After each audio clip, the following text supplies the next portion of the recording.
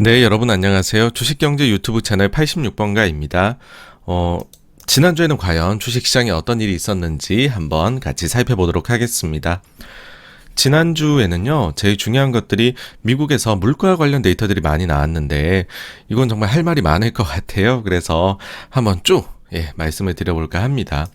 제일 먼저 13일 월요일에 가게 되면은요, 연준에서 이제 그 FOMC 회의 이후로 인사들이 나와서 코멘트를 많이 하고 있죠. 그것도 군데군데 이렇게 들어가 있으니까요. 하나하나 한번 말씀드려 볼게요. 제일 먼저 그 보우만 이사 같은 경우에는요. 여전히 소프트 랜딩의 가능성이 있기는 하지만 달성하기에 이례적인 것이며 여전히 인플레가 높다. 다만 다음 회의까지 나올 데이터가 많다라고 해서 조심스러운 모습, 요즘에는 이게 이제 매파적으로 읽히고 있죠. 이기는 하지만은 최근에 나오는 데이터들은 뭐 계절 조정치라든지 이런 것들 때문에 조금 더 지켜보고 싶다라는 그런 의사를 내비쳤습니다. 다음으로요, 미국의 뉴욕연은에서 발표하는 기대 인플레이션이 나왔는데 그 전주에 나왔었던 미시간대 기대 인플레이션은 예상보다 높았습니다. 그래서 이거 인플레가 쉽게 안 잡히는 것 아니냐 우려를 자아냈었는데요. 그런데 이번에 나온 숫자들은 꽤나 좀 괜찮았습니다. 왜냐하면 일단 1년짜리 단기 같은 경우에는 뭐 그전하고 차이가 없었고요. 3년짜리는 2.9에서 2.7로 내려왔습니다. 물론 이제 5년짜리는 2.4에서 2.5로 올라가기는 했지만 그 전에 미시간대 나온 거는 이제 좀 올라갔다 보니까는 요것도 올라가는 것 아니냐 싶었었는데 그러지는 않았습니다. 다음으로 미국에서요, 뜻밖의 결정이 하나 나왔는데 뭐냐 하면 전략적 비축률을 방출하기로 결정한 것입니다. 이것은 그 전주에 있었던 러시아의 50만 배럴 감산 결정에 상응하는 조치이다라고 보시면 될 것 같고요. 그래서 유가는 뭐 계속해서 말씀을 드리지만은 위로 그렇게 이제 끌어올릴 힘도 아니면 밑으로 막 되게 잡아당길 힘도 서로 간에 좀 충돌이 강하게 일어나 있는 것이기 때문에 한 80불 정도에서 균형점이 잡히지 않나라는 생각을 해봅니다. 다음으로 14일 화요일로 가게 되면 빌보드 핫백 나왔는데요. 요즘 요거를 계속 말씀드리는 이유는 뉴진스가 잘하고 있기 때문입니다. 자체 최고 기록을 또 세웠습니다. 디토 같은 경우에는 좀 보시면은 117, 108, 96, 85, 89, 82위 이렇게 해서 계속해가지고서 순위가 좋아지고 있어요. 특히 디토 같은 경우에 고무적인 점이라면 라디오 쪽에서 나오고 있다라는 것이고, 라디오가 탄탄히 받쳐주게 되면은 생각보다도 더 오랫동안 핫백에 머무를 수 있습니다. OMG 같은 경우에도 워낙 이건 지금 스트리밍이 좋아요. 그래서 101위, 91위, 79위, 77위, 74위까지 껑충 뛰어 올라왔네요. 일본 중앙은행에도 변화가 있습니다. 4월 초면 지금 하고 있는 구로다 같은 경우에 임기가 끝이 나게 됩니다. 그러다 보니까 후임이 누가 될 것이냐에 촉각이 곤두세워졌었는데, 당초 맨 처음에는 이야기가 나왔던 게 구로다 시절에 지금 부총재를 하고 있는 아마미야에 대한 이야기가 많이 나왔었습니다. 그러면 정책의 연속성이 있지 않겠느냐. 그런데 뜻밖의 인물이 나왔죠. 우에다 가즈오. 결국에는 우에다 가즈오가 지명이 됐습니다. 이분 같은 경우에는 당초 지금 구로다가 펼치고 있는 정책에 대해서 몇 차례 좀 비판적인 시각도 보이긴 했었는데, 그 뒤에 언론에서 우에다가 유력하다라는 기사가 나오니까는 그 뒤에 언론하고 인터뷰를 해가지고서 현재 정책을 지지한다 이런 표명을 했습니다. 그러니까 그런 부분들이 없고서는 사실은 이제 차기 총재를 하기는 좀 힘들다라고 생각을 했었어요. 그래서 일본의 경우에도 정책을 서서히 바꿔나가긴 하겠지만은 제 생각에는 뭐 그렇게까지 빠르게 변화해 나갈 만한 그런 부분은 보이지 않는다라고 생각을 합니다. 다음으로 미국의 요즘에 이제 그 중앙은행들의 그 멤버의 조금 변화가 엿보입니다. 뭐 되게 큰 변화는 아닌데 근데 좀 짜잘한 변화가 있어요. 미국에 보시게 되면은 라일 브레이나드 부의장 있잖아요. 여기가 비둘기 오브 비둘기잖아요. 그래서 지금 연준에서 파월보다 오히려 상황이다 뭐 이런 표현도 듣는데 지금 브레이나드가 백악관으로 간답니다. 대통령 경제자문위원회 의장으로 지명이 되었다라는 소식이고요. 이거는 과거에 제니 델런도 그랬고요. 벤 버냉키도 그랬고요. 연준에서 일을 하다가 백악관 들어갔다가 그 다음에 이제 그 연준 그 의장으로 왔었던 그런 선례들이 있습니다. 그래서 뭐 만약에 바이든이 재선이 된다라고 하면 그러면은 파월 임기가 이제 바이든 재선 시작하고 끝이 날 거잖아요. 그럼 그 다음에 의장은 브레이나드가 하려나? 라는 생각도 조금 들었습니다. 근데 어쨌든 시장의 걱정은 최강 비둘기가 퇴장함으로 인해서 연준 내에서 비둘기성이 낮아지지 않을까, 라는 것인데, 뭐 요거는 뒤에 가가지고서 좀 상세하게 말씀을 드려볼게요. 일단 결론적으로는 저는 그렇지는 않을 것 같아요. 다음으로 좀 기사거리가 됐던 게 우리나라에서 삼성전자가 차입을 했다는 소식입니다. 아니, 삼성전자 그러면 우리 굉장한 현금 부자로 알고 있잖아요. 순현금이 100조 이상인 기업. 그런데 그 삼성이 차입을 했다라. 그런데 그 차입의 대상이 삼성전자 자회사로부터의 차입이었다라는 것이고, 뭐 이제 이걸 두고서 그런 얘기를 하는 거죠. 삼성이 진짜로 투자에 대해 적극적이구나. 사람들 감사한 얘기 하지만은 그게 아니라 투자를 적극적으로 많이 하겠다라는 뜻인가 보다라고 이제 뭐 생각들을 요거 이제 해석을 해가지고서 이날 같은 경우는 반도체 주식이 좀 안 좋았었죠. 근데 여기에는 좀 사정이 있습니다. 보시게 되면은 이게 우리가 이제 재무제표를 보게 되면은 별도 재무제표가 있고 연결 재무제표가 있잖아요. 근데 연결 재무제표에는 뭐 자회사들 같은 것도 들어오고 그다음 해외 법인 같은 것도 다 들어오게 됩니다. 그래서 삼성전자가 순현금이 굉장히 많다라고 하는 거는 연결 일단 기준입니다. 연결 기준으로 했을 때는 순현금이 111조가 작년 연말 기준으로 나오게 돼요. 근데 별도 기준으로 놓고 보면 쉽게 말해서 국내 사업장만 놓고 보면은 2조라는 거예요. 그리고 이 2조라는 것도 숫자가 보면 지난 1년 사이에 계속해서 내려가고 있다라는 거죠. 그러니까 캐시번이 발생하고 있다라는 거고, 이 추이를 한번 살펴볼게요. 22년 1분기에 13조였어요. 2분기에 9조, 3분기에 6조, 그리고 4분기에는 2조까지 떨어진 것입니다. 그러니까 이런 일이 왜 발생했냐라고 하면 결국에는 반도체 경기가 나빠지니까는 이제는 그 투자 대비해가지고서 들어오는 사업에서 벌어들어서 들어오는 현금이 부족한 것이죠. 특히 이제 국내 같은 경우에는 향후 투자 삼성이 어쨌든 그 계획을 발표한 게 있잖아요. 그 투자의 상당 부분은 국내입니다. 물론 해외 쪽도 있기는 하지만. 근데 국내 쪽에서 지금 뭐 투자는 해야 되는데 사업은 안 좋아지고 그러다 보니까는 결국에는 그 투자 계획한 것만 다 하려고 해도 차입이 사실은 원래부터 필요했던 상황이죠. 근데 마침 자회사에 그 자회사가 현금을 가지고 있는 게 있으니까 그게 바로 삼성 디스플레이인 거예요. 그러니까는 그 현금을 한번 적극적으로 활용해보자라고 한 겁니다. 삼성 디스플레이는 전자가 85%의 지분을 보유한 회사이고요. 2021년도 별도 기준으로 순현금이 28조입니다. 그러니까 이 중에서 20조를 빌려왔다라고 보면 될 것 같아요. 어차피 이게 연결로 하게 되면은 삼성 디스플레이가 전자에 연결로 잡히잖아요. 그러면 삼성전자에서는 이 20조 빌려온 거 이자 비용을 내야 되겠죠. 근데 삼성 디스플레이에서는 수익이 됩니다. 그렇죠? 그래서 둘이 이제 어차피 네팅을 하게 되면 물론 이제 뭐 지배주주 순익 문제나 아니면 세금 문제가 또 더 붙기는 하겠지만은 이익 측면에서 거의 차이가 안 난다. 이렇게 해서는 내부적으로 이렇게 돌린 거니까. 그래서 외부 차입보다는 나은 결정이었다라고 생각을 하고요. 이걸 가지고서 해석이 좀 분분했어도 처음에 일단 돈을 빌린다고 하니 삼성이 정말로 투자를 각 잡고 하나보다인데 뭐 저희 채널에서는 계속 얘기를 드리지만은 저는 삼성이 그렇게까지 투자를 한다라고 하는 느낌 못 받고 있고 어차피 감사는 얘기를 못 하니까 그리고 지금 삼성의 국내 법인에서조차도 캐시번이 굉장히 발생하고 있는 상황이다라는 걸로 봐서는 오히려 더 이제 뭐 저는 그런 생각이 들었습니다. 적극적인 투자를 하기 어려운 상황이 아닌가라는 생각이 들었습니다. 다음으로 가장 뭐 중요했던 거죠. 미국의 소비자 물가 지수. 당초에 이제 그 이슈가 있었죠. 하나는 계절 조정치를 변경한 거. 그다음에 또 하나는 이게 각각의 항목들이 차지하는 거 비중을 그 이제 가중치라고 하는데 그거를 조절하는 거. 그 두 가지가 요번에 다 발생을 했습니다. 그 계절 조정치 같은 경우에는 MOM 전월 대비 숫자에 영향을 미쳐요. 그리고 전년 동기 대비 숫자에는 계절 조정치는 영향을 못 미치는데 그런데 그 가중치를 변경한 거 그거는 전년 동기 대비 숫자에다가 영향을 미치게 됩니다. 그래서 제가 말씀드린 거는 전년 동기 대비 기준으로 했었을 때 과거에 이렇게 웨이트 바스켓을 바꾸게 되면 그러면은 예상치 대비해서 물가가 초기에는 높게 나온다라는 거였죠. 그리고 점점점 시간이 지날수록 당초 예상치보다는 이 웨이트 조정으로 인해 가지고서 물가 예상치 대비해서 실제 물가가 낮게 나오는 효과가 있다라고 말씀드렸습니다.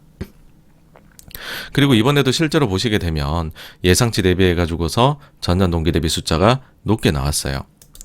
자, 그럼 요거 이제 하나하나 따져보기로 하죠. 사실 이제 이런 숫자 때문에 금리가 좀 올라갔어요. 그 다음에 주식시장에서도 우려가 좀 생겨났고 달러가 강해지다 보니까는 외환시장도 흔들렸죠. 그래서 몇몇 분들께서는 이에 대해서 안 좋게 보시고 또 더 나아가서는 좀 86번가가 너무 그냥 좀 보고 싶은 것만 그리고 좀 긍정적으로만 보려고 하는 것 아니냐라고 하실 텐데 몇 가지를 좀 말씀드려볼까 합니다. 이번 이제 가중치 변경에서 최대 이슈는 뭐였었냐 하면은 늘어난 부분, 제일 많이 늘어난 부분 요거는 주거비였어요. 쉘터. 요 비중이 32.929%에서요 34.413%로 1.484% 늘어났습니다. 반대로 가장 많이 줄어든 부분은 중고차입니다. 3.624에서요 2.668로 0.956% 줄어들었습니다. 퍼센트로 따지면 더 작지만은 절대적으로 요 이제 본인의 3.6이 2.6이 됐으니까는 커팅이 엄청나게 이번에 일어난 거죠. 그렇죠? 자, 그러면은요. 이 두 가지 항목이 전년 동기 대비 1월 달에 얼마나 물가가 올랐나 한번 보죠. 주거비 같은 경우는 7.9% 플러스 올랐어요. 중고차 같은 경우에는 마이너스 11.6%였습니다. 그러면은요. 비중을 늘려놨잖아요. 근데 물가 상승이 높게 나오고 있잖아요. 그럼 당연히 어떻겠습니까? 만약에 이 비중 조절을 하지 않았다라고 하면 그러면은 요 1.484만큼은 7.9 상승 안 일어났겠죠. 그러니까 이게 추가적으로 일어난 거죠. 중고차 쪽은 줄였어요. 근데 이거는 마이너스예요. 줄이지 않았다라고 하면은 물가가 덜 상승하게 만들었겠죠. 이게 마이너스였으니까는. 그러니 요거는 반대로 마이너스에 마이너스를 해주면은 중고차 비중 조절이 실제 1월에 오른 물가를 딱 넣어서 해보면 0.11%를 가중치를 조절하기 전과 비교해서 후 기준으로 따지면 0.11만큼을 오히려 추가로 기여를 해버린 거죠. 그래서 가장 큰 변화가 있었던 요 두 항목만으로 전년 동기 대비 소비자 물가가 0.23% 높게 나오는 효과를 냈다라는 겁니다. 당초에 예상치가 6.2%였어요. 그리고 실제 나온 게 6.4%예요. 근데 가장 많이 변한 요 두 가지 때문에 발생한 효과가 0.23입니다. 그러니까 우리 분석하시는 분들은 너무 뭐라 하지 마십시다.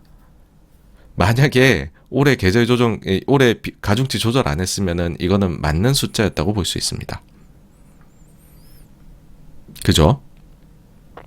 그래서 제가 이제 자꾸 이제 노이즈 그렇게 말씀을 드리니까는 그게 되게 안 좋게 들리실 수도 있는데 그게 아니라 좀 더 지켜보자라는 거예요. 왜냐하면 결국 이렇게 되면은 초기에는 높게 나오지만 그 뒤에는 가속도를 내서 떨어지게 되거든요. 네. 그러다 보니까는 저는 좀 물가에 대해서 긍정적으로 시각을 계속 가지고 있는 거죠. 제일 그럼 대표적으로 주거비가 얼마나 빨리 떨어질 수 있을까라고 했을 때 사실 언제 떨어져도 이상하지가 않습니다. 그러니까 이게 떨어진다라는 것도 우리가 잘 생각해 둬야 되는 게 절대 가격이 떨어진다라는 게 아니에요. 상승률이 떨어지는 거예요. 인플레이션, 디스인플레이션, 디플레이션은 우리가 각각 구별해서 쓸 줄 알아야 된다는 거죠. 막 9.1% 인플레가 나왔어. 근데 그게 5%, 4%로 내려간다. 그건 디스인플레이션이에요. 근데 마이너스 1, 마이너스 3이다. 그게 디플레이션이에요. 그러니까 제가 인플레가 내려올 거예요라고 하면 디플레이션으로 많이 받아들이시는데 그러시면 절대 안 되고요. 디스인플레이션으로 받아들이셔야 된다는 거고 주거비 같은 경우도 마찬가지죠. 이제 집값이 상승률이 떨어지고 있으니까 디스인플레이션이죠. 주거비도 상승률이 떨어질 거다. 디스인플레이션이 나타날 거다라고 하는 겁니다. 근데 아직까지는 안 나타났다라는 거고요. 나타나게 된다라고 하면 비중이 늘려놨으니까는 효과가 내려가는 효과가 크게 되겠죠. 그리고 언제 내려가도 안 이상합니다. 이 선행성을 보면요. 그럼에도 불구하고 근원 물가라든지 아니면은 쉘터를 뺀 서비스 물가라든지 아니면 거기다 추가적으로 중고철에 뺀 물가를 보아도 요 같은 이제 그 모습 자체가 요렇게 아름답게 확 그렇게 일자로 떨어졌으면 좋겠는데 최근엔 또 약간 반등을 했네. 이러면 물가 잡기가 어렵다는 걸 뜻하는 건 아닐까? 뭐 이런 이제 또 우려가 드실 수가 있어요. 이럴 때마다 제가 드리는 이야기는 뭐냐면 데이터는 울퉁불퉁하게 나올 수밖에 없다라는 거예요. 그래서 이거는 이제 우리가 보고 있는 이 주식 경제라는 것은 과학이 아니라 사회다. 그러니까는 이런 일도 있고 저런 일도 있고 그 경로는 항상 순탄한 것만은 아니다. 다만 그 방향만 맞으면 된다라는 겁니다. 그리고 우리가 좀 기다려줄 만한 시간이 있다라는 거예요. 뭐냐 하면 3월 회의에 25bp 인상은 거의 모두가 확정적으로 지금 생각을 하고 있어요. 어차피 5월 회의 25bp 인상 가능성 매우 높다라고 다들 보고 있어요. 다만 근데 그 사이에 데이터가 만약에 인플레가 좀 많이 꺾이거나 아니면은 고용 쪽이 많이 꺾인다면 포즈의 가능성도 있는 거죠. 6월에 오히려 연준에서는 6월에서 점도표 인상은 없어요. 여기까지 2번 인상하면은 올해 찍어놓은 점도표에서는 이제 금리 인상 끝이에요. 근데 시장이 이제는 그 가능성을 절반 이상으로 보고 있어요. 6월에도 올릴 거야 라고요. 자, 그럼 최소한 5월, 6월 회의까지는 나오는 데이터들 우리가 좀 차근히 지켜봐도 된다라는 거죠. 특히나 이렇게 연초에 뭘 많이 바꿔가지고서 데이터가 조금 우리가 헛갈릴 수 있도록 나왔을 때는 더더욱 그러하다라는 거죠. 그리고 과거를 한번 보여드리고 싶습니다. 소위 말해서 울퉁불퉁하다라는 게 뭔지요. 이게 이제 가장 미국의 물가가 우리가 기억하기에 높아가지고서 막 난리가 났었던 시기라고 여기는 이제 70년대를 얘기한 겁니다. 그때 이제 한 번, 두 번, 세 번 인플레가 왔었어요. 그때 당시에 보십시오. 올라갈 때도요, 일직선으로 안 올라가요. 올라가다 살짝 멈췄다가, 올라가다가, 내려갔다가, 올라가다가 이렇게 가요. 근데 어쨌든 이걸 보면은 올라가는 거였죠. 근데 여기에서 잠깐 떨어졌다가, 인플레 잡혔어. 그렇게 얘기를 안 했을 거예요. 반대로 내려올 때도 보세요. 내려가다, 올라가다, 내려가다, 올라가다, 내려가다, 잠깐씩은 올라가요. 두 번째에서도 마찬가지입니다. 올라갈 때 약간씩의 뭔가 보이죠. 내려올 때도 마찬가지예요. 폴 볼커가 인플레를 잡았다고 얘기하는 이제 그 70년대 후반부터도 그러해요. 내려오다가 요럴 때는 올라간 거죠. 내려가다가 다시 올라가요. 내려가다가 살짝 올라갔다가. 그러니까 이런 모습들이 나타나는 것은 어찌 보면 이제 너무나 당연한 것이고요. 그래서 요거를 이제 우리가 좀 충분히 감안을 해주자 라고 생각을 합니다. 그래서 저는 뭐 일단 그 각종 선행 데이터들은 일단은 하방을 가리키고 있으니 그것이 나올 때까지는 범피할 수 있다라고 충분히 생각을 하고서 데이터를 바라봐 주자라고 생각을 하고 있는 거죠. 근데 이제 좀 더 구체적으로 파고 들어가면은 여전히 이제 미국의 그 식품 가격이 높아요. 근데 그 식품 가격이 미국에 있는 비료 가격하고 이게 상관계수가 높거든요. 근데 비료 가격 보시면은요, 여러분 보세요. 엄청나게 올랐죠. 그러니까 푸드 쪽도 인플레가 많이 왔었어요. 근데 그러고 내려오고 있어요. 최근 보실까요? 계속 이렇게 내려오고 있죠. 그러니까 저는 이게 결국은 시차의 문제이지 반영이 되지 않겠느냐. 푸드 쪽도 내려가는 걸로요. 다음으로 최근에 보시게 되면은 미국의 달걀 가격이 많이 올랐고 그래서 그와 유관된 제품들의 가격도 또 많이 올랐었습니다. 왜냐하면 조류독감 왔었거든요, 미국에. 그래가지고서요. 와, 이게 지금 링크가 잠깐 작동을 안 하네요. 잠시만요. 그래서 사실 이제 그 가격 자체가 굉장히 많이 올랐었습니다. 그런데 다행히도요. 최근에 상태가 이제 많이 호전이 되었고 그래서 달걀 가격이 좀 떨어지고 있다는 그런 이제 아주 좋은 소식이 또 있습니다. 한번 보여드릴게요.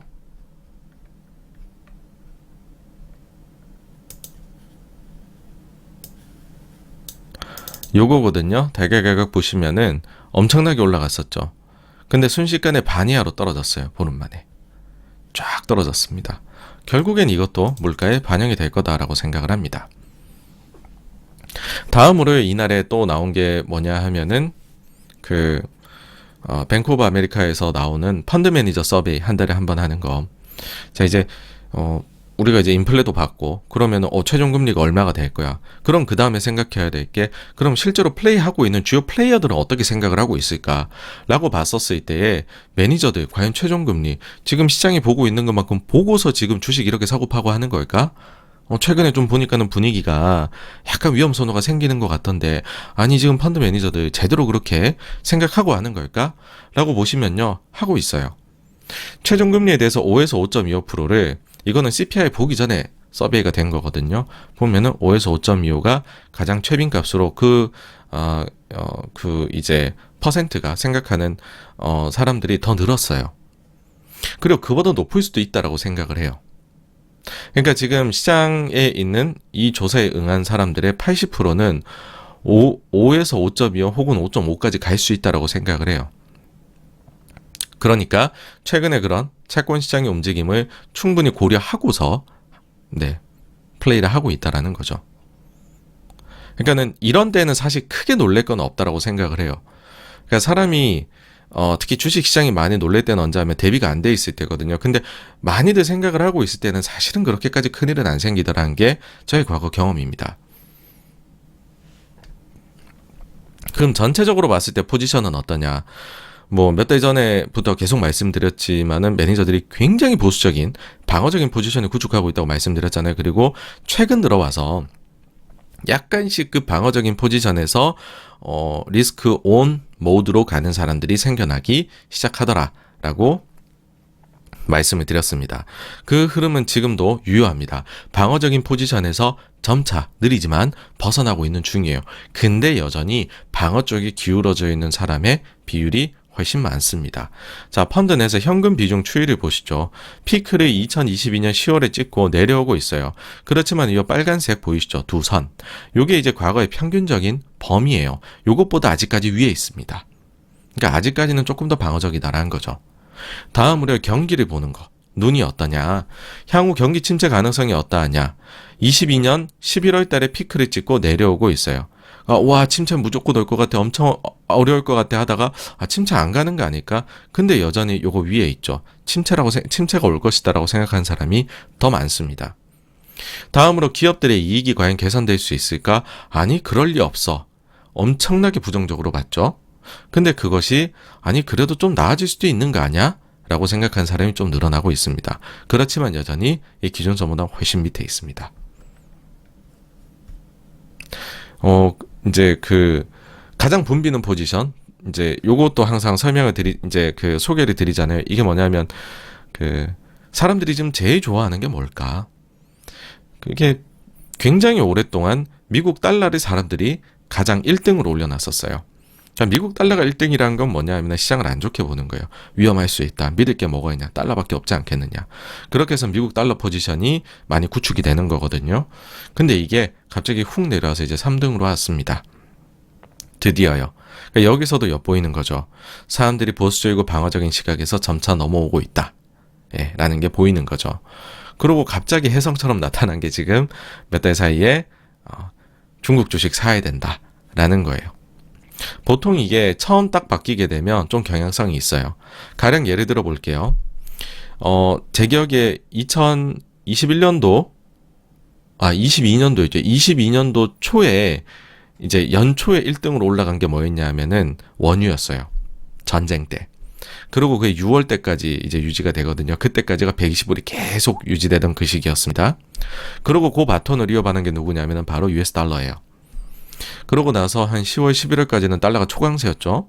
그 이후에 달러가 점점점 내려오기 시작했고 이번에 드디어 1위 자리를 내줬습니다. 그러니까 사실 이게 바뀌는 상황에서는 사람들이 이제 점점 채워나가고 야 너도 샀어? 나도 좀 사야겠네. 이래서 이 경향이 좀 생겨요. 몇 달간은 더. 그러다가 이제 너무 많이들 이제 붐비는 포지션이 되면 더 먹을 게 없어지는 그런 현상이 나는데 요것도 한번 몇 달 더 지켜보시죠. 다음으로요. 이날 사실 이제 수요일날 나온 게 아니라 미국 시간 화요일 장 끝나고 나온 건데 버크셔가 이게 이제 미국의 주요 투자자들 같은 경우에는 분기 끝나고 45일까지 해서 45일째 된 날에 보통 내죠. 본인 포트 어떻게 바뀌었는지 주요한 거에 대해서 공시를 하게 되잖아요. 그 자료가 쭉 나온 거예요. 근데 사람들은 다들 일단 워렌 버핏이 어떻게 했는지 궁금하니까 뉴스거리가 되니까는 보는 거죠. 버크셔가 보니까는 TSMC를 매도를 했다라는 거예요. 근데 이게 뭐야? 단타라는 거예요. 3분기에 TSMC 41억 달러 신규 매수를 했어요. 근데 그러놓고 4분기 말 기준으로 보니까는 산 것 중에 86%를 팔아치웠다라는 거예요. 그러니까 사람들이 뭐야 버크셔가 다타치나 뭐야 버크셔가 IT 안 좋게 보냐 뭐야 버크셔가 이머징 잠깐 샀다가 다시 미국 사나 왜냐 애플 샀거든요 추가로 여러 가지들을 하는데 기본적으로 너무 큰 의미 두지 마시라는 얘기를 드리고 싶습니다. 뭐냐 하면 이 버핏의 매매가 아닐 수도 있어요.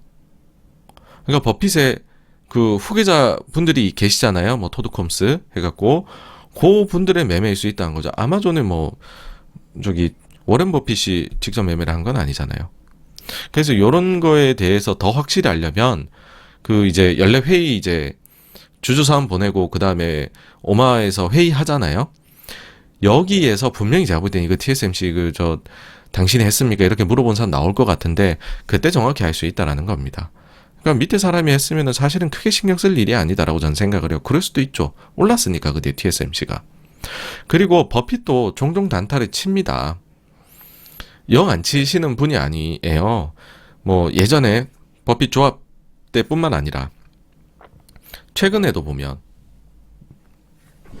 바리골드라는 주식을 2020년 2분기에 신규 매수를 하고요. 3분기에 전량 매도를 해버립니다. 쉐브론은 누가 봐도 버핏이잖아요. 매매가. 20년 4분기에 신규 매수를 했었고요. 21년 1분기에는 샀던 거에 절반을 매도를 해버립니다. 이때 주가 많이 올랐거든요. 그러니까 이런 게 있다라는 거예요. 네. 근데 그러면은 뭐야 버핏이 투자 성향이 변했나? 아니면 알고 보니까 버핏의 비밀은 이런 거였어. 역시 우린 단타를 쳐야 돼. 그게 아니고요. 버핏이 아무리 이런 식으로 단타를 쳐봤자 우리가 한두 개를 보지 말자라는 거죠. 버핏은 크게 하잖아요. 자금을. 전체 버핏이 가지고 있는 거에서 매매 회전율이 어떻게 될 것이냐. 이렇게 단타 치는 주식이 나와도요. 매매 회전율이 낮은 한 자리에 불과합니다. 그러니까 진짜 매매 안 하는 거예요. 그래서 뭐 이게 그렇게까지 뉴스거리가 돼야 썼냐 하는 생각은 드는데 어쨌든 뭐 포트가 조금 변한 게 있으니까는 그걸 살펴보면 애플 추가 매수했습니다. 33만 주. 네. 4Q에는 뭐 미국의 나스닥이 안 좋았었으니까는 충분히 매수를 할 만하지 않았나 하는 생각도 들고 뭐 버핏 입장에서는 애플을 굉장히 좋아하니까요. 그 다음에 특이점이라고 하면은 은행 주식들이 이렇게 요거는 60%, US 방콕은 91%를 매도를 했습니다. 그래서 은행 주식을 계속 좀 줄여 나가고 있다라는 점도 버핏의 특이점입니다. 오히려 저의 관심은요. 이번에 연례 회의를 할 때 과연 어떤 얘기를 할까가 중요할 것 저는 좀 관심이 갑니다. 왜 그러냐면 금융위기 이후부터 버핏을 보면 오직 미국이었어요. 미국을 사라, 미국을 사라, 미국의 반대편에 서지 마라. 뭐 두 개의 성이었나요? 뭐 그런 비유도 들어가지고서 이야기를 했었고 자신이 얼마나 미국의 포지션이 많이 구축이 되어 있는지에 대해서도 자랑하듯이 또 레터에 쓰기도 했었죠. 과연 이번엔 뭐라 할까라는 거예요. 왜냐하면 뭔가 약간 느낌이 미국에서 딴 나라가 살짝 더 좋은 것 같은 느낌이 있단 말이에요. 과연 버핏도 그렇게 생각을 할까? 버핏이 왜냐하면 과거에 다른 나라들을 미국보다 또 좋아했던 시기도 있었기 때문에 그렇습니다. 2000년대 초중반인데요. 당시에 달러 약세를 강하게 예견을 했었어요. 버핏이. 그래서 이거를 주주 서한에다가 왜 달러가 약세가 될 것 같으며 그래서 그거를 방어하기 위해서 자신이 어떤 식으로 달러 약세 쪽에 배팅했는지에 대해서도 상세하게 적어놓았던 적이 있습니다. 예, 그래서 이번에 과연 이런 행위가 좀 힌트가 보일까 아니면 여전히 미국을 주장할까 네, 그게 좀 궁금합니다. 다음으로 인해 주식이 안 좋으니까 뭐 이런 얘기도 나왔죠. 그러니까는 이유가 뭐냐라고 해서 뭐 TSMC 버핏이 팔아서 그런 거 아니냐 플러스로 우리나라 이제 이제 세제 혜택을 주는 반도체 쪽에 소위 뭐 K-칩스법 여기 이제 제동이 걸렸다라는 소식 나온 게 악재이지 않느냐라고도 하는데 전 기본적으로는 뭐 세제 혜택을 주거나 그게 무슨 IRA나 이런 정도 수준이 아니면은 뭐 그렇게까지 주가에 영향을 줄 요소는 아니다라고 생각을 해요. 받으면 물론 좋죠. 네. 다음으로 영국 물가 나왔는데 높아요. 근데 예상보다는 좀 낮았고요. 그 다음으로 요것도 실은 시장에는 좀 부정적인 뉴스였죠. 뭐냐면 미국의 소매 판매가 예상치 상회를 한 거예요. 전월은 마이너스 1.1이었는데 이번에 예상은 1.8%였는데 무려 3%가 나왔다는 거죠. 와, 미국의 경기는 스트롱해. 도저히 수요가 꺾이질 않네. 이래서 인플레 어느 세월에 잡아. 문제가 많아. 라고 생각하게 만들었던 숫자인데, 역시나 여기에 대해서도 제가 이거 뭔가 좀 계좌 조정치에 문제가 있는 것 같다라는 거를 말씀을 드렸어요. 그냥 무슨 얘기냐면은 코로나 전과 후로는 아닙니다. 코로나 전에 한번 볼게요. 12월 달 예상치 대비해서 예상치 0.7%, 실제 0.6%. 1월 달 예상 0.1%, 실제 0.4%. 2017년 12월 달 예상 0.4, 실제 0.4. 18년 1월 예상 0.2, 실제 마이너스 0.3. 오히려 1월이 낮게 나왔습니다. 그죠? 18년 12월 예상 0.1, 실제 마이너스 1.2. 19년 1월 예상 0, 실제 0.2. 19년 12월 예상 0.3, 실제 0.3. 20년 1월 예상 0.3, 실제 0.3%가 나왔어요. 별 차이가 없죠. 12월 달하고 1월 달에 예상치하고 별 차이가 안 납니다. 그리고 12월 달이 나빴던 달도 있지만은 1월 달이 오히려 나빴던 달도 있었어요. 그죠? 근데 코로나 이후로 보면은 이게 바뀌어요. 12월은 항상 나빠요. 2020년 12월 예상치가 마이너스 0.2인데 실제는 마이너스 0.7. 21년 12월 예상 마이너스 0.1, 실제 마이너스 1.9. 22년 12월 예상 마이너스 0.8, 실제 마이너스 1.1로 항상 낮았고 절대치도 마이너스였습니다. 근데 1월 달은 반대예요. 21년 1월 달 보시죠. 예상치가 1.1%였는데 실제는 5.3%로 엄청나게 나왔죠. 22년 1월 달 예상은 2%인데 실제는 3.8%. 요번에 나온 거 예상 1.8인데 실제 3.0이 나온 겁니다. 그래서 이런 가설이 나올 수가 있는 거죠. 소매 판매도 계절 조정치가 반영이 됩니다, 여러분. 그거 조정을 거치고 우리가 보는 숫자예요, 소매 판매가. 코로나 이후에 소비 패턴이 바뀐 거 아니냐라는 거예요. 계절성 측면에서 12월하고 1월 달에. 그리고 그거를 지금 못 잡아내고 있는 것 같다. 아니, 왜냐하면 이게 반복이 되니까. 그래서 이게 그냥 좀 튀는 숫자이지 않겠냐라고 일단 저는 여기고 있고, 결국에 그냥 썸 해보면은 크게 예상에서 어긋나지 않은 숫자가 나온 게 아니었을까라고 저는 개인적으로 생각을 합니다. 그래서 이번에 나온 숫자 같은 경우는 이걸 보고서 와, 이러면은 연준이 더 빠르게 긴축해야 되겠는 걸 걱정이야. 그 전 달에 소매 판매 나왔을 때 뭘 걱정인 줄 아세요? 와, 예상보다 낮아. 최후의 보루인 소비마저 무너지고 있구나. 침체가 정말로 올 것 같아. 라고 얘기했었습니다. 기억하시겠지만. 여기다가 또 하나 더 겹친 게 있어요.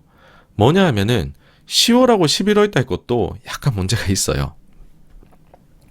당시에 어떠냐면은 캘리포니아에서 안티인플레이션 일회성 지원금이 나왔던 게 있습니다.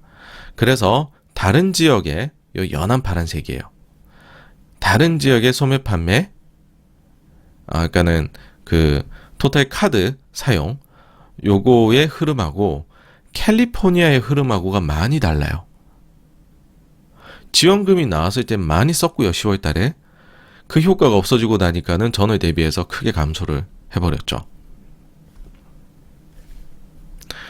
그래서 보시면은 22년도 11월 달에는요, 예상치는 마이너스 0.2, 이제 10월 달은요, 예상치 플러스 1이었었는데, 캘리포니아 영향이 반영이 됐겠죠. 실제로 1.3이 나왔고요. 11월 달에는 예상치를 마이너스 0.1로 봤었는데, 오히려 이게 이제 역효과를 내는 거죠. 마이너스 0.6이 나왔었습니다. 그래서 데이터들이 그래요. 이게 아전인수격으로 하는 게 아니라 이유들이 지금은 다 있어요. 그리고 우리는 기다릴 시간이 있다라는 거고 좀 기다려보자라는 거죠. 한 달 한 달치 보기보다는요. 그리고 이제 더 그러면은 기저에 깔려있는 그럼 진짜 소비는 어떤데? 뭘 봐야 되는데? 라고 하게 되면 사실 분기에 한 번씩 나오는 게 있습니다. GDP 성장률 발표 때에 요거 있죠. 저희 채널에서는 여러 차례 소개드렸는데요. 실질 최종 국내 민간 판매라는 요 항목이 있어요. 요걸 보시면 되는데 요게 이렇게 내려와서 요러고 있어요. 네. 그러니까는 확실히 소비도 좀 금리 인상에 따른 영향이겠죠. 내려왔다. 근데 그렇다고 침체에 갈 만큼은 아니다. 그러니까 뜨뜻미지근한 수준으로 나오고 있다. 사실 지금 현재 시장 상황에선 제일 좋은 거죠, 그 얘기가. 다음으로 요즘에 이제 제가 슬슬 부릉부릉 시동을 켜고 있는 게 뭐냐 하면은 금융장세 오고 나면 그 다음은 실적장세로 넘어가야 되는 건데, 그 실적장세는 왜 오느냐라고 하면 재고 조정은 충분히 거치고 나니까는 이젠 재고를 채워야 되는 상황이 온다. 그러면은 기업들 실적이 이제 비로소 진성으로 좋아지기 시작한다. 그러면 금융장세는 현실은 정말로 안 좋은데 주가만 올라가는 거고, 그 다음에 실적장세는 사람들이 막 재고도 사고 하니까 기업들이 실적 자체가 거기에 연동돼서 다 좋아지는 거죠. 그래서 실제 실적도 좋아지고 주가도 좋아지는 그런 상황이다라는 거고, 그러기 위해서는 작년도에 과잉 재고가 너무 많이 쌓였었어요. 그게 해소가 돼야 되고, 그게 어느 정도 해소가 되어 가는지를 우리는 차분히 이제 지켜봐야 되는 거죠. 그랬을 때 미국의 토탈 인벤토리 총 재고가 이날 발표가 돼요. 이제 월 중순에. 그랬을 때 보시게 되면은 전년 동기 대비해 가지고서 총 재고 증가율은 내려오고 있습니다. 요거 말고도 보셔야 되는 거는 각 기업들이 하는 얘기인데, 대표적으로 지금은 전 소매점들이라고 생각을 해요. 월마트 같은데, 타겟 같은데, 요런 데들이 재고를 얼마나 성공적으로 줄여나가냐. 월마트는 일단 지난 분기 실적 발표할 때 좀 성공적이다라고 여러 차례 얘기를 했죠. 다음 주에 또 실적 발표 있습니다. 그 월마트. 거기에서 우리가 추가적인 힌트를 얻을 수 있을 것 같아요. 제가 볼 때는 아주 무난하게 재고 조정이 발생을 하고 있다라는 거고, 요렇게만 흘러가면 그 다음 사이클인 실적 장세로 넘어갈 수 있을 것 같다라고 생각을 합니다. 다음 16일 목요일로 오게 되면 굉장한, 저는 뭐 사건이라고도 생각을 하는데, 삼성물산에서 자사주를 다 소각하기로 그 계획을 발표를 했습니다. 보통주 대비로는 13.2%, 우선주 대비로는 9.8%나 소각을 하게 돼요. 자, 최근에 보게 되면은 여러 가지 조치들이 지금 정부에서 막 나오고 있어요. 뭐 선진지수도 들어가겠다라고 하고, 의무 공개 매수 제도도 도입하겠다라고 하고, 자사주도 의무 소각시키겠다 했다가 아이고 그건 아닌가벼라고 한 발 빼는 모습은 보였죠. 근데 재미난 거는 기업들이 하고 있어요. 현대차그룹도 발표했죠. 금융사들도 발표를 했죠. 그다음에 삼성물산하고 뭐 등등의 기업들이 요즘에 자사주 소각 계획을 발표를 하고 있습니다. 모르겠어요. 보이지 않는 손이 있는 건지 없는 건지는. 그렇지만은 이런 것들은 굉장히 투자자들 입장에서는 고무적이다라는 거고요. 그러면 이제 코스피 200 기준으로 해서요, 시가총액 대비해 가지고 자사주가 어느 정도 있느냐, 우리나라는 거의 한 3% 가까이 있습니다. 이렇게 다 소각이 되면 참 좋겠네요. 네. 다음으로 이날은 또 미국의 생산자 물가 나왔는데, 이게 또 예상치를 상회를 했어요. 이것도 이제 5년에 한 번씩 하는 것도 그 조정하는 거 걸려가지고서 그런 것도 있는데, 일단 자꾸 그런 거는 자체를 하고, 제가 볼 때는 일단 그 점은 확실히 해드리고 싶어요. 86번가에서 물가가 앞으로 내려갈 것 같아요. 왜냐하면 각종 선행 데이터들이 내려가고 있어서요 라는 얘기를 너무 많이 드렸죠. 근데 그때 미국의 생산자 물가가 내려가고 있어서요, 미국의 소비자 물가도 내려갈 것 같아요 라는 얘기는 한 번도 안 드렸을 겁니다, 여러분. 왜냐하면 이게 선행성이 나타나야 되는데 그러지가 않거든요. 실제로 코릴레이션을 구해보면 생산자 물가하고 소비자 물가가 동행할 때 가장 이 연계성이 높아요. 그러니까 저한테는 이건 동행 지표예요. 컨셉상으로는 이건 분명히 선후 관계가 있어야 돼요. 먼저 생산을 하고 그 다음에 소비를 하니까는 소비자 물가에 반영이 돼야 된다 라고 당연히 그렇게 생각이 될 수 있어요. 저도 그렇게 생각을 했어요. 근데 그림을 그려보고 숫자를 구해봤을 때 그렇게 안 나오면, 아무리 뭔가 컨셉이 정말 잘 맞을 것 같더라도 그 논의는 좀 조심해야 된다고 저는 생각을 하거든요. 그 대표적인 예가 바로 미국의 이 생산자 물가입니다. 예, 당연히 낮게 나오면 더 좋았겠지만 높게 나왔어요. 아쉽죠. 예, 인플레가 빨리 떨어졌으면 좋겠는데, 그렇지만은 생산자 물가가 예상보다 높았다. 이것이 소비자 물가로 향후에 전이가 돼서 더 높게 나타날 거야 라는 거는 진짜 그냥 생각할 땐 맞아 보이는데, 실제로는 그런 관계성은 나타나지가 않아서 그 정도까지는 생각할 필요가 없다라는 게 저의 견해입니다. 다음으로 이날 또 연준 위원들 발언이 있었는데, 메스터 같은 경우에 이날에 이제 좀 매파적인 발언들이 나왔죠. 50bp 인상 가능성도 얘기가 나왔으니까요. 메스터, 금리 인상의 속도를 더 낼 수 있다. 그러면서 50bp 인상 가능성이 내비쳤고요. 항상 25bp는 아니다라는 얘기도 했습니다. 경제 상황에 따라 더 빠르게, 더 크게 언제든 움직일 수 있다. 50bp 가능성을 내비친 거죠. 매파적인 발언입니다. 근데요, 다만 아직은 다음 회의에서 어느 폭으로 올릴지 결정하지 않았다라고 한 발 빼는 모습도 보였고, 그리고 연준은 시장을 놀래키고 싶지 않다라는 얘기도 했습니다. 충분한 의사소통을 하겠다라는 거죠. 만약에 50bp로 올릴 거면요. 다음으로 제임스 블라드 같은 경우에 지난 2월 회의에서 진작에 자기는 50bp 인상을 지지했다라는 거예요. 자기는 이제 먼저 빨리 하자. 소위 프론트 로딩 이거를 계속 얘기하거든요. 그러면서 3월에 50bp 인상을 지지하는 거 배제하지 않겠다. 어떤 가능성도 배제하지 않겠다라고 얘기를 했어요. 다만 근데 그러면서도요. 결국엔 빨리 가냐 늦게 가냐 근데 최종금리는 얼마냐라고 했었을 때에는 기존 자기가 생각했었던 5.25에서 5.5% 최종금리 그걸 본다라고 발언해서 사실은 최종금리 수준에서는 지금까지 나온 데이터는 블라드를 움직이지 못했다는 게 드러났습니다. 그리고 최근 물가에 대해서는 이렇게 발언하는데 여기 좀 재밌어요. 여전히 전년 동기 대비로는 내려오고 있다. 여기는 두 가지가 있습니다. 첫 번째는 계절 조정치에 따른 변동이 크게 나타났잖아요. 그러니까 우리가 전년 동기 대비 보지만 가령 뭐 티밀하우스나 여러 자료들 보면 그런 거 얘기하잖아요. 최근 3개월치를 연율하면 몇 프로예요.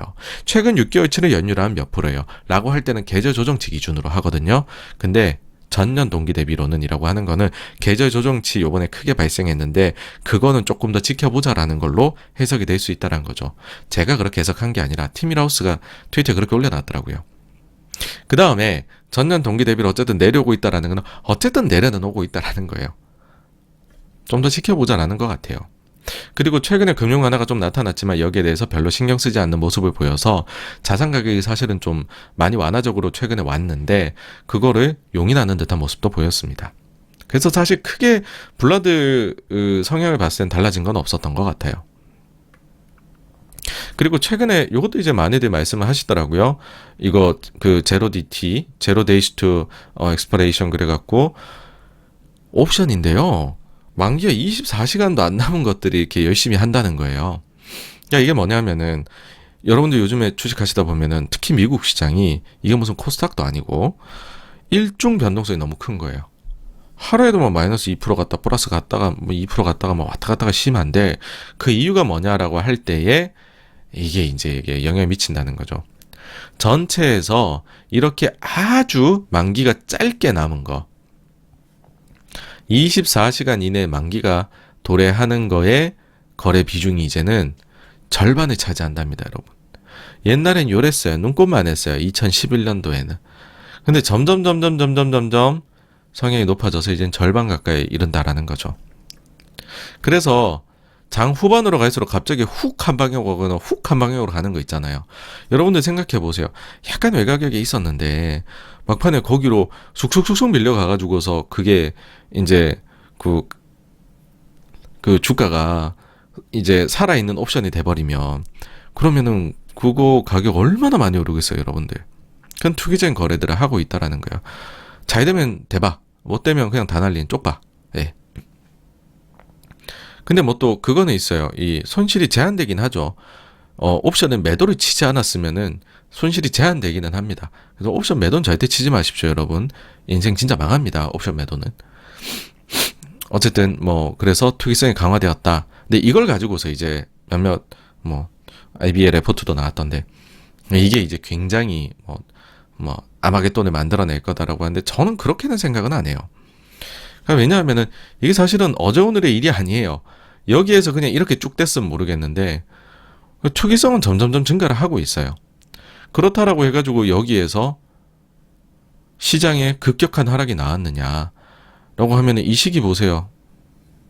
버울이 이제 이거에 대한 비중이 늘어났지만은 단기에 대한 거. 근데 그때 증시 빠질 때는 꾸준히 빠졌어요. 마치 87년도에 블랙 먼데이처럼 이렇게 빠졌다 가는 게 아니었다라는 거죠. 그러니까 이거는 뭐냐면 막 내려가는 걸로 걸었다. 근데 그게 좀 내려가면은 반대급부에서 야 여기서 야 장 1시간 남았는데 위로 가는 거 한번 잘 사서 먹으면 또 대박 터지지 않겠냐? 다 밑으로만 보던데 그래서 또 이렇게 위에서 먹을 수도 있는 거예요. 그러니까 뭐냐면 결국은 기본적으로는 펀더멘털을 벗어나기는 어려워요, 이게. 그러니까 이게 사람이 누이자리 보고 발을 뻗는다고 투기적인 거래도 결국은 펀더에 대한 게 있어야 돼요. 그래서 그게 만약에 확 흔들리는 거면 그걸 좀 더 가속화시킬 수는 있겠죠.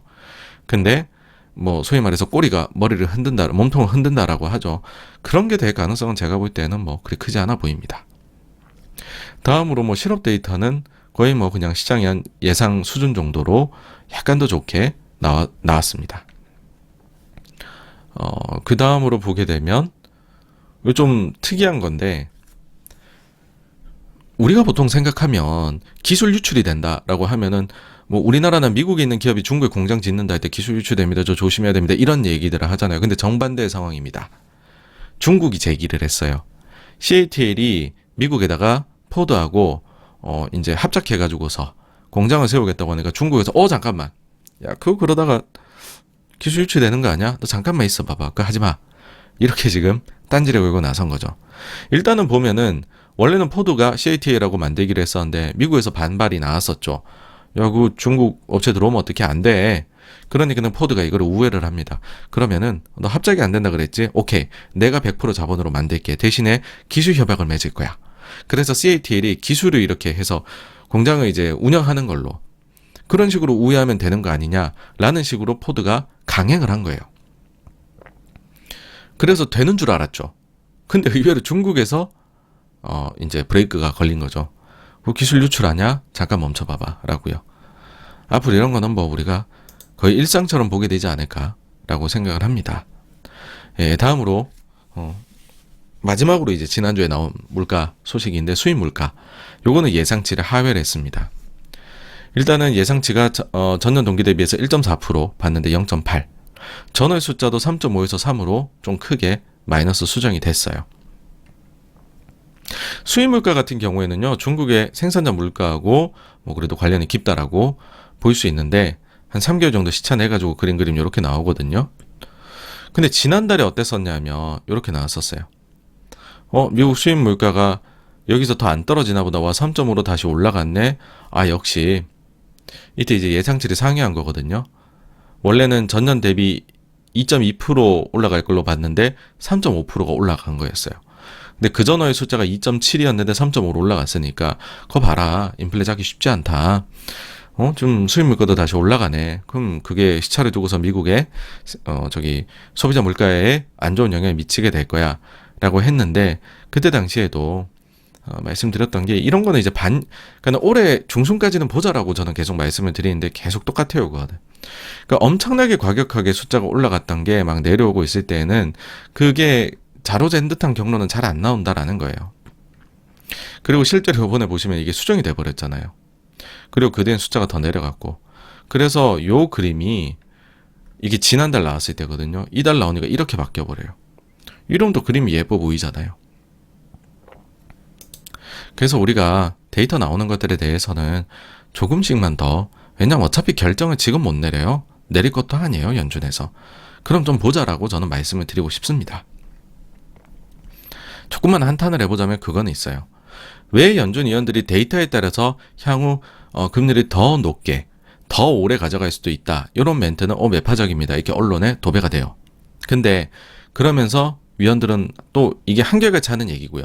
또 한결같이 하는 얘기가 뭐가 있냐면, 한두 번의 데이터를 가지고서는 우리는 정책을 결정하지 않는다 라고, 데이터를 좀 더 지켜보고 싶다라는 얘기를 하지만 이런 거는 언론이 타지를 못합니다. 네. 다음으로 이날도 이제 멘트가 나왔었죠. 보험만하고 마킨인데요. 보험만 같은 경우에는 여전히 인플레가 높다, 아직 충분히 제약적인 금리 수준에 도달하지 못했다, 그래서 향후 추가적인 금리 인상이 필요하다, 다만 구체적으로 50bp로 인상폭을 올려야 한다든지 혹은 12월 전도표보다 최종금리를 더 올려야 한다든지에 대한 코멘트는 없었습니다. 양다리 걸치는 거죠. 다음으로 바킨 같은 경우에는 명확하게 비둘기 표현을 해줬어요. 최근 기준으로 보면. 뭐냐면 최근에는 50bp 가능성도 생겼잖아요. 근데 바키는 지금까지 데이터 봐선 자기는 25bp 인상을 선호한다. 그리고 데이터에 대해서도 얘기를 해요. 최근에 고용 데이터 잘 나온 거야, 고용 성장. 소매 판매 잘 나온 거야, 소매 데이터. 계절 조정 이슈이며 추가적인 시그널을 제공해 주지는 못한다라고 좀 도의직구로 얘기를 했어요. 다음으로 연준이 보면은 저는 이제 계속해서 연준 내부에서 겉으로 보이기에는 이렇게 좀 일관적인 목소리가 나오도록 얘기를 하지만은 표현을 하지만 내부적으로는 상당히 내전 중이다. 왜냐하면 인플레가 워낙 말이 안 되게 나왔었고 그리고 그 요인이 과거랑 좀 다른 것도 있다 보니까는 경험해보지 못한 거다 보니까 각각의 성향들도 다르고 그다음에 정권도 바뀌었고 하니까는 저는 뭐 내전 중이다라고 계속 생각을 하는 건데 그런 증거가 또 하나가 나타났어요. 뭐냐면 작년 말에 그 에반스 후임으로 시카고 연은 지역 연은 총재의 오스탄 구이스비라는 인물이 오릅니다. 이때 당시에 뭐 의회하고에서는 통과가 무난하게 잘 됐어요.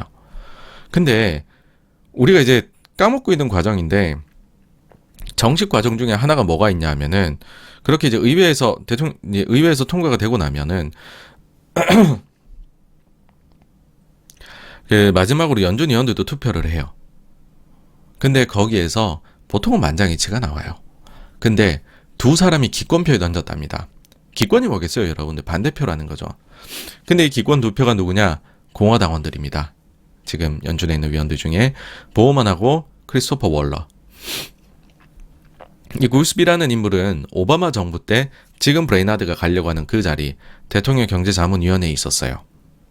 그리고 작년 12월 달에 구스비가 선임된 당시에 그러니까 이제 이런 생각이 드는 거예요. 왜 이 양반들이 그러니까 기권표를 던졌을까 해보면은 구스비가 일단 들어오기는 이 빈자리가 생기니까는 지역 연원으로 들어오는데 이때 이미 그러니까 중량감이 있는 인물이잖아요. 브레이나드를 여기로 보내고 대신에 새롭게 들어오는 이 굴스비를 부의장 자리에 브레이나드의 대체로 올리려고 사실상 그때 당시에 내정됐던 게 아닐까. 그러다 보니까는 이 양반들이 좀 반대를 한 게 아닐까라는 생각이 들었습니다. 그럼 뭐겠습니까? 이 두 분은 매고 여기는 비둘기겠죠. 예. 바이든 대통령이 당선될 그 당시에 연준 의원들의 분포를 한번 볼게요. 파월 트럼프가 임명했어요. 공화당원. 보우만 지금 반대하신 분 트럼프 임명해서 공화당원. 월러 반대했어요. 공화당원 트럼프 임명. 그 외에도요. 브레이나드 유일해요. 민주당원 오바마 임명. 리차드 클라리다 트럼프 공화당. 랜들 콜스 트럼프 공화당. 한 자리는 공석이어서 하나 원래 뽑았었는데 그 사람은 공화당 내부에서도 반발이 심해가지고서 제 기억엔 투표도 못 올리고 내려갔었을 거예요. 그래서 한 자리 공석으로 계속 남겨놓고 끝났고 지금은 구성이 어떠하냐. 바이든이 이제 잡고 나가지고서 막 그 스캔들 막 불러일으켜갖고 쫓아내고 막 자기 사람 뭐 이제 바이든 임명한 사람들이 올라갔잖아요. 지금 구성 어떠냐. 의장 파월 그대로도 트럼프 임명한 공화당원. 그 다음에 살아남은 두 사람.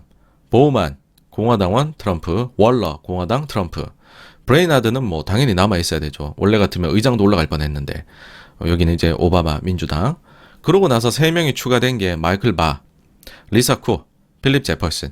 여기가 바이든 임명이에요. 그러니까는 색채 자체가 지금 4대 3 이렇게 돼 있죠. 여기에서 브레이나드가 중심을 잡고서 이끌어왔는데 여기 왜냐면 이제 임명된 지 너무 얼마 안 됐잖아요. 근데 거기에 좀 중량감이 있는 인물을 어디죠? 굴스비로 올려가지고서 요 자리를 대체를 시키겠다. 뭐 그런 게 아닌가 생각이 됩니다. 그래서 이런 행동들을 보면 바이든도 굉장히 노골적으로 행동하고 있다라는 거고 이제 앞서 제가 브레이나드가 뭐 나가면은 혹시나 비둘기성이 좀 감소하지 않을까 우려하는데 그렇게 생각하지 않는다고 말씀드렸잖아요. 그 이유가 여기에 있다라는 거죠. 바이든도 무던히 움직이고 있습니다. 예, 자기 뜻을 많이 관철시키기 위해서.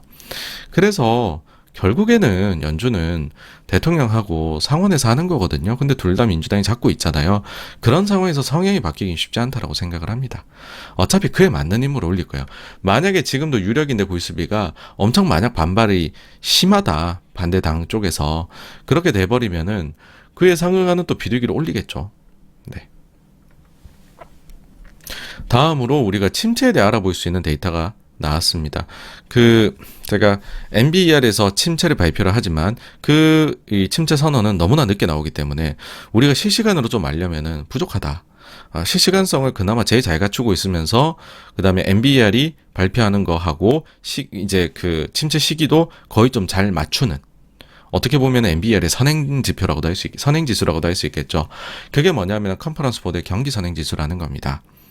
네, 요거를 보면은 우리가 좀 알 수 있는 게 많이 있는데 보시게 되면 그렇죠. 여기 보시면 이제 본인들이 이제 꺼놓은 선이에요. 여기면 이제 리세션 시그널이다. 그러고 나면은 요 회색 부분이 실제로 과거에 침체 왔던 데거든요. 제가 과거에 침체 영상 관련해서 만든 거 있어요. 그것도 보시면은 요 설명이 많이 돼 있습니다. 그래서 어쨌든 컨퍼런스 보드에서 발표하는 경기 선행지수 요거는 침체를 좀 알고 싶을 때는 유용한 데이터라고 할 수 있는데요. 자, 한 달치만 보면 여전히 마이너스예요. 안 좋아요. 맞아요. 안 좋아요. 근데 마이너스 폭이 줄어드는 모습이 나오고 있습니다. 예상치가 어이구 제가 마이너스를 빼먹었는데 마이너스 0.3인데 요번에 전월 대비 마이너스 0.3이 나왔어요. 그 전월은 마이너스 0.8입니다. 최근 6개월 동안 흐름을 보시게 되면 22년 8월 달에 마이너스 0.3%, 22년 9월 달 마이너스 0.5%, 10월 달 마이너스 0.9%, 11월 달 마이너스 0.9%, 계속 안 좋아지죠. 그러다가 12월 달에 마이너스 0.8%, 약간 고개를 들어요. 안 좋긴 한데 안 좋은 게 좀 덜해졌다. 그리고 23년 1월 달 마이너스 0.3 조금 올라왔죠. 그러면은 이 침체를 정확히 이제 NBR하고 이 싱크를 맞추기 위해 가지고서 그 뒤에 어떤 과정을 거치냐 하면은요. 컨퍼런스 보드 경기 선행 지수를 최근 6개월 데이터를, 그러니까 이 최근 6개월 거를 연율화를 시키는 거예요. 그러면은 요렇게 마이너스가 나온다라는 거죠. 요것들을 연율화를 하면. 그래서 보시면은 보통 침체로 갈 때에는 쭉 떨어져요. 그죠? 쭉 떨어지고 요 본인들이 말하는 기준선에 넘어갔을 때는 보통 거기서 멀지 않은 시기에 침체 선언이 섰었다. NBR에 의해서 라는 거고, 요게 이제 요런 식으로 해서 다시 방향을 돌리기 시작을 하면은 곧 있으면 침체가 종료가 된다라는 거죠. 최악은 지나간다라는 거예요. 이게 소위 말해서. 근데 지금 아직 다단하기는 어려워요. 너무 고개 든 게 미약해요, 여러분. 그렇게는 하지만은 고개를 들고 있습니다. 만약 이들이 이래가지고서 어영부영 올라가 버리잖아요. 그러면은 정말로요. 정말로 좁은 길이라고 생각했던 침체가 오더라도 얕거나 침체를 간신히 운 좋게 비껴갈 수도 있다라는 시나리오가 요것만 봐서는 나오게 됩니다. 네. 자, 다음으로 미국채 보시면은 장기물이 계속 올라가다가 금요일에는 살짝 빠졌어요. 뭐 박힌의 발언 때문인지 뭔지 뭐 여러 영향이 있었겠죠. 근데 어쨌든 올라간 이유는 이제는 뭐 물가 데이터 봤더니 다음에 50bp를 올려야 될 수도 있겠더라. 그 가능성을 반영을 하기 시작을 한 거고, 그래서 3.8을 돌파를 했습니다. 3.9까지 가나 싶었는데 그래도 다행히 3.8 초반으로 살짝 내려와서 끝이 났는데, 저는 뭐 생각은 동일합니다. 그렇게까지 이 숫자들을 보고 더 내달려야 될 숫자는 아니다라고 생각을 해요. 이제 페드와치 보시면은요, 원래는 금리를 페드와치에서는 한 번만 올리고 12월에는 한 번 내릴 수도 있어 라고 봤었죠. 근데 이제는요, 연준은 지금 2번 올려야 되는 걸로 전도표 찍었잖아요. 근데 이제는 페드와치가 오히려 더 시장이 더 나아가 있어요. 3번 올리고 이나 할 수 있을까? 이렇게 보고 있어요. 네. 그러니까 시장이 더 매파성을 보여서 가격 반영을 빠르게 시켜줬다. 네. 라고 볼 수 있습니다. 다만 그렇지만은 저는 뭐 그렇게 나쁘게 얘기를 안 드리잖아요. 항상 긍정적으로 요즘에 말씀드리는데, 그 중에 하나가 장기 기대 인플레는 굉장히 잘 소위 말해 앵커드 돼 있다라는 거예요. 5년 후에 그로부터 5년간 인플레이션에 대한 기대치, 그게 이제 시장에 가격 반영되어 있는 걸 보면 요즘에 금리 막 올라가고 있는데 안 움직여요. 이거는 잘 붙어 있습니다. 네, 그래서 뭐 저는 뭐 그 전에 보시면은 금리들이 많이 튀고 할 때에는 이게 이제 장기 기대 인플레도 좀 반영들이 이렇게 됐었어요. 근데 지금은 그거는 보이지가 않습니다, 여러분. 다음으로 유가 같은 경우에는 뭐 금리가 올라가니까 달러 강해졌고, 거기다가 미국이 비축류 방출하겠다 계획을 밝히니까 유가는 좀 떨어져 버렸습니다. 미국 실적 시즌은 뭐 그전 주하고 거의 비슷해서 별로 드릴 말씀이 없어요. 상해 퍼센트는 1% 내려서 68. 근데 상해 폭은 0.2% 올라서 1.3. 매출액 같은 경우는 상해 하는 기업 비중이 63에서 65로 더 늘어났고, 상회하는 폭도 1.4에서 1.9로 늘어나서 이거 같은 경우에는 뭐 10년 평균을 넘어섰습니다, 이제. 네, 매출은요. 그 다음에 향후에 대한 미래 추정치 변화는 23년 거 여전히 좀 내려가요. 24년 거는 거의 약간 내려갔는데 기고 있습니다.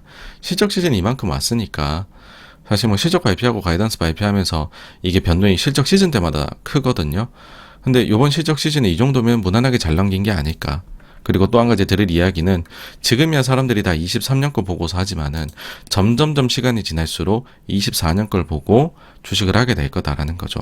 24년 거에다가 PER을 곱하게 될 겁니다. 총평을 해보면 이제 채권 시장은 어느덧 연준의 예상치도 넘어서게 반영을 하고 있어요. 시장이 더 반영을 해줄 때에는 사실은 그 뒤에 연준은 행동하기 좀 편해집니다. 네. 그래서 계속해서 저는 뭐 저한테는 지금까지 나온 데이터들에서는 특이성은 없습니다. 그래서 동일하게 긍정적인 생각을 가지고 있고요. 다음 주에 보시게 되면 월요일에 미국 휴장이고요. 화요일 날에 미국하고 유럽에서 이제 그 침체 가냐 안 가냐 보는 거죠. 구매 관리자 지수. 이게 선행 데이터니까 2월 속보치가 발표가 됩니다. 다음으로요. 미국의 2월 FOMC 회의 의사록이 나오는데 포즈의 조건이 여기서 나오지 않을까라는 생각을 해봅니다.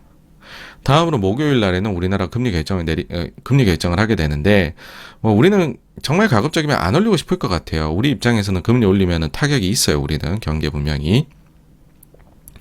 그래서 사실은 저는 뭐 올리든 동결하든 그 뒤에 말도 중요하다라는 거죠. 그렇죠? 중앙은행들은요 요즘에. 그래서 두 가지의 결정에서 다 그냥 똑같은 모습이 시장에서는 리액션이 나타나지 않을까라는 생각을 해요. 무슨 말이냐면 만약에 동결한다. 그럼 좀 매파적인 코멘트를 하겠죠. 우리 동결했다고 계속 동결 아니다 다음 달에도 언제든지 올릴 수 있다. 인플레 대응하기 위해서.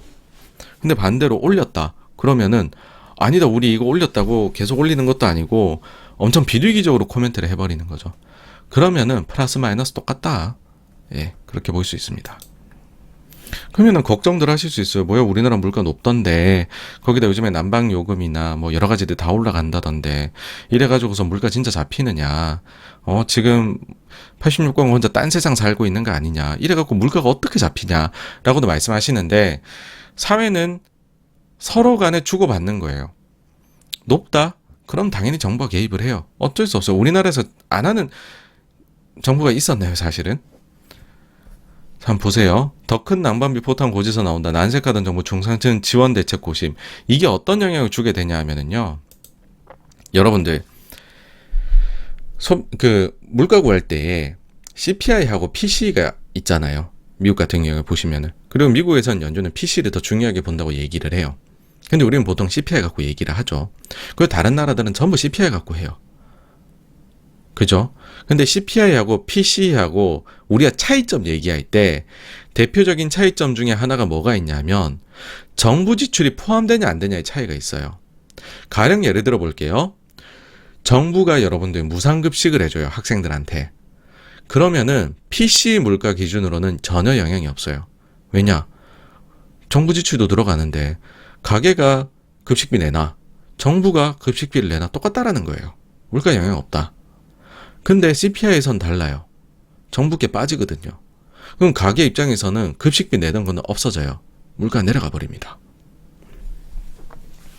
옛날 기사 가지고 가봤어요. 무상급식 효과 소비자 물가 19개월 만에 2%대 하락. 2012년 기사예요.